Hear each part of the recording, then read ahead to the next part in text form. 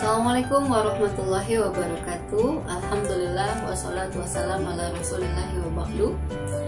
Puji dan syukur kita panjatkan kehadirat Allah Subhanahu wa taala yang karena telah memberikan kita nikmat sehat dan berbagai nikmat lainnya sehingga kita bisa lagi bergabung gitu ya dan memulai pembelajaran kita kali ini gitu. Insyaallah hari ini kita akan membahas tema yang sangat menarik, yaitu tentang sistem operasional asuransi syariah. Pasti bedanya dengan asuransi yang konvensional. Nah, pembahasan tentang ini sebenarnya penting ya teman-teman, terutama kadang terjadi banyak mispersepsi, salah persepsi gitu ya di kalangan masyarakat saat menggunakan produk asuransi syariah. Misalnya, aduh aku rugi banget nih ikut asuransi syariah gitu ya, ternyata investasinya nggak sama dengan yang disampaikan gitu ya, atau aku milih nabung di asuransi syariah aja deh gitu ya.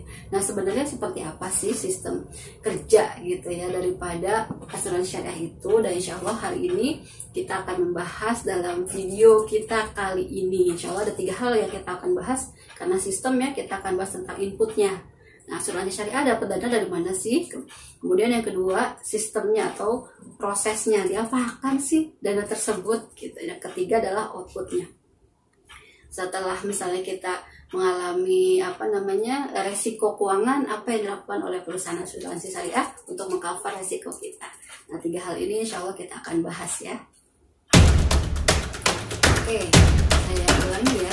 Perusahaan asuransi itu adalah perantara keuangan yang fungsinya adalah untuk menanggulangi resiko keuangan yang mungkin dihadapi oleh nasabah, atau bahasa istilahnya untuk nasabah ini adalah pemegang polis atau policy holder.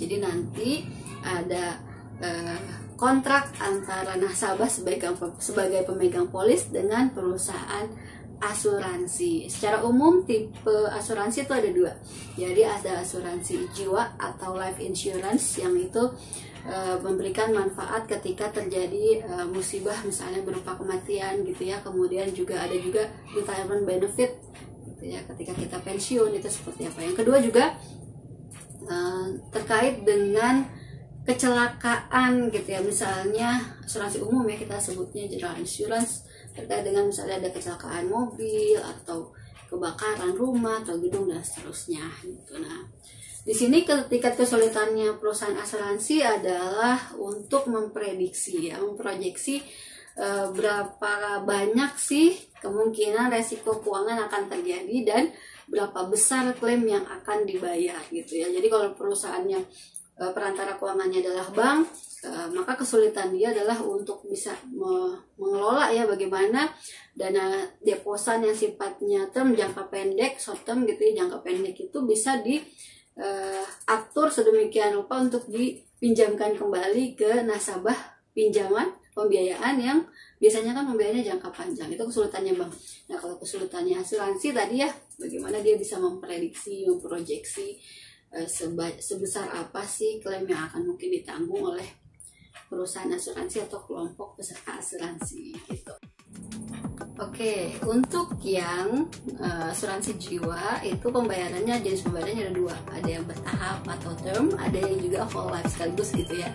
Kemudian dari tipe polisnya itu ada 4 ya. Jadi ada yang sifatnya pure insurance, jadi yang ditanggung ketika terjadi kematian saja. Atau yang kedua insurance protection and investment vehicle, jadi kayak ada investasinya juga, ada asuransinya juga gitu ya. Kemudian yang ketiga adalah annuitas atau insurance against risk of life gitu ya. Kemudian yang keempat pure investment gitu, seperti untuk pensiun gitu ya. Nah, 4 jenis untuk yang asuransi jiwa. Nah, secara umum sebenarnya boleh nggak sih kita, tadi kan saya sebut ada investasinya gitu, boleh nggak sih kita kayak nabung gitu di asuransi, di perusahaan asuransi? Nah, sebenarnya ada konsep atau produk yang disebut dengan bank insurance ya, itu kemudian menjadi salah satu inovasi juga. Jadi karena sekarang orang sepertinya lebih kenal, terutama di Indonesia, bank ya dibanding perusahaan asuransi. Jadi ketika butuh perlindungan resiko itu bisa juga membelinya dengan cara datang ke bank gitu. Jadi produknya tuh terintegrasi antara produk bank dan produk asuransi. Nah sama juga ketika mau nabung tapi ke perusahaan asuransi itu juga bisa di bundling, jadi produknya produk bersama gitu. Jadi bank juga, asuransi juga, atau bank insurance. Nah kemudian kita bahas sekarang ke sistemnya ya, ke prosesnya ya, yang kedua, tahapan yang kedua itu proses. Prosesnya seperti apa sih? Kalau di asuransi konvensional kita mengenal yang disebut dengan premi, jadi sejumlah uang yang dibayarkan oleh pemegang polis untuk mendapatkan perlindungan atas risiko keuangan yang mungkin dihadapi. Nah, premi tersebut kemudian akan dikelola oleh perusahaan, ya, diinvestasikan kembali gitu, untuk bisa memenuhi gitu ya cadangan atau penyelesaian teknis yang dibutuhkan untuk membayar klaim jika nanti pemegang polis tersebut mengalami resiko keuangan sebagaimana yang diprediksi gitu. Nah, kalau di dalam konvensional sifatnya adalah transfer risk kan, kita jadi mengalihkan resiko kita yang tadinya mungkin kita harus masuk ke rumah sakit nih gitu ya, kita yang bayar, sekarang kita alihkan ke perusahaan asuransi gitu ya. Nah ini ketika nanti uang yang tadi premi dikelola oleh perusahaan itu untung gitu ya, maka itu menjadi haknya perusahaan asuransi karena sudah ditransfer oleh nasabah ke perusahaan. Nah ini sebenarnya dalam syariah ada akadnya disebut akad tabaduli gitu ya, akad muawadah pertukaran. Nah itu sebenarnya ada 3 hal yang harus dipenuhi supaya tidak terjadi goror ya, yaitu pertama jumlah pembayarannya harus jelas, lama waktunya harus jelas, objeknya juga harus jelas. Tidak boleh ada ketidakpastian di situ. Nah karena ada unsur gorornya di sana, adalah solusi gitu ya, supaya masyarakat muslim juga bisa mendapat perlindungan atas resiko keuangannya tanpa harus melanggar transaksi yang dilarang, yaitu goror tadi ya, yaitu maka digunakanlah akad yang disebut dengan akad tabaru. Akadnya tolong menolong, jadi bukan transfer gitu ya, tapi kita sharing, saling menanggung satu sama lain. Nah, ini ada fatwanya di Fatwa DSN MUI nomor 53 tahun 2006, akad tabaru gitu ya. Jadi menggunakannya bukannya kita transfer ke perusahaan gitu ya, tapi kita saling menanggung gitu, saling menolong satu sama lain gitu. Nah bedanya apa nih? Bedanya gini, ketika kalau kita bayar sejumlah uang yang disebut premi tadi ke perusahaan asuransi konvensional, maka uang tersebut kemudian menjadi haknya atau pendapatannya perusahaan asuransi. Tapi kalau yang di syariah, uang yang tadi diserahkan oleh nasabah disebutnya kontribusi, itu tidak menjadi pendapatannya perusahaan, tapi menjadi dana atau pooling of fund di kumpulan peserta yang nanti akan dikelola gitu ya, diwakilkan ke perusahaan untuk dikelola gitu, supaya dana yang tadi terkumpul itu bisa digunakan seoptimal mungkin ketika ada peserta yang mengalami resiko keuangan atau ada klaim gitu ya. Nah itu jadi bedanya ketika perusahaan nasabah itu atau pemegang polis itu mengalami resiko keuangan, untuk perusahaan untuk yang konvensional diambil dari dana perusahaan, tapi kalau asuransi syariah diambil dari kumpulan dana peserta gitu ya.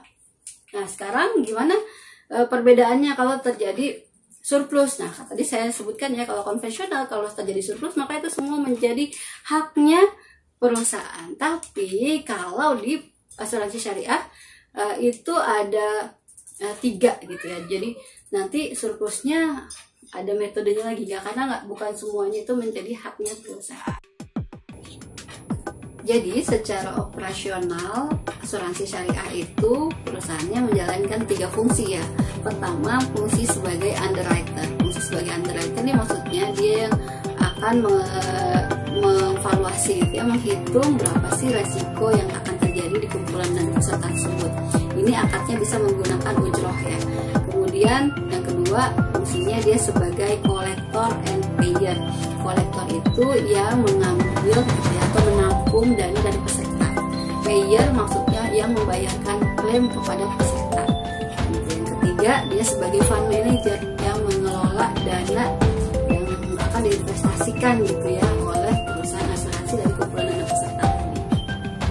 Nah, kalau misalnya nanti terjadi ya jumlah kontribusi yang dibayarkan oleh peserta ternyata lebih besar daripada risiko yang ditanggung, jadi jumlah klaimnya cadangannya lebih sedikit, biaya administrasinya lebih sedikit gitu ya, hasil investasinya lebih banyak, akhirnya terjadi surplus. Maka surplusnya itu kalau di asuransi konvensional menjadi hak penuh perusahaan, kalau di asuransi syariah itu ini yang berhak adalah kumpulan peserta gitu, bukan perusahaan asuransi. Nanti metode pembagiannya ada 3 kalau terjadi surplus operasional. Pertama itu 100% jadi cadangan dana tabaruk. Yang kedua adalah 50%, jadi dibagi 2, 50% buat cadangan, 50% akan dibagikan ke peserta gitu. Nah, metode yang ketiga sepertiga. Jadi sepertiga akan dijadikan cadangan, sepertiganya lagi buat peserta, sepertiganya lagi untuk perusahaan sebagai pengelola. Seperti itu ya. Jadi tidak seluruhnya menjadi haknya perusahaan.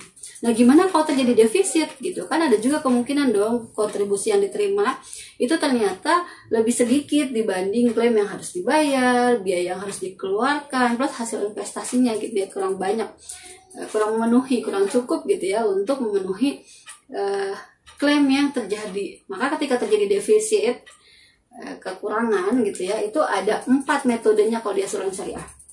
Jadi nggak langsung menjadi kewajiban perusahaan semua, tapi pertama bisa ditutup gitu ya defisitnya dengan cadangan dana sebelumnya. Jadi kalau dana cadangan sebelumnya sudah terkumpul, bisa dipakai tuh untuk menutup defisit operasional. Nah, kalau cadangannya ternyata kurang juga bagaimana? Itu baru bisa menggunakan metode yang kedua, yaitu melakukan pinjaman kepada perusahaan gitu ya, ada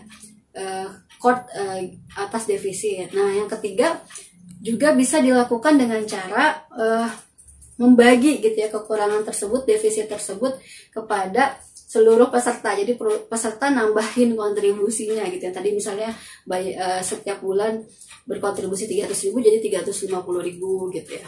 Nah, yang keempat itu nanti di periode berikutnya itu kontribusinya yang dinaikkan. Jadi bedanya kalau yang ketiga masih di periode yang sama tapi ditambah kontribusinya, kemudian kalau yang keempat itu di periode berikutnya.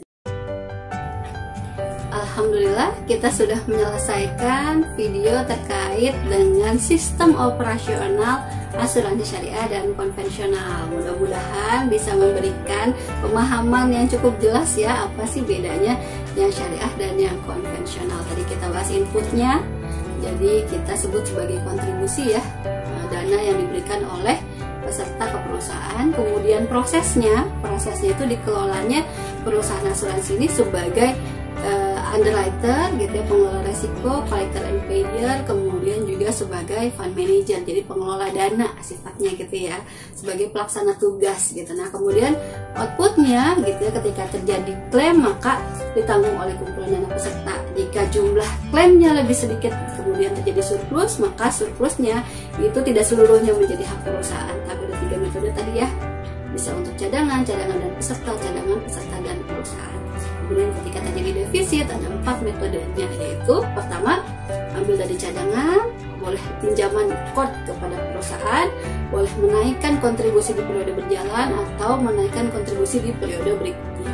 Mudah-mudahan bermanfaat ya videonya. Assalamualaikum warahmatullahi wabarakatuh.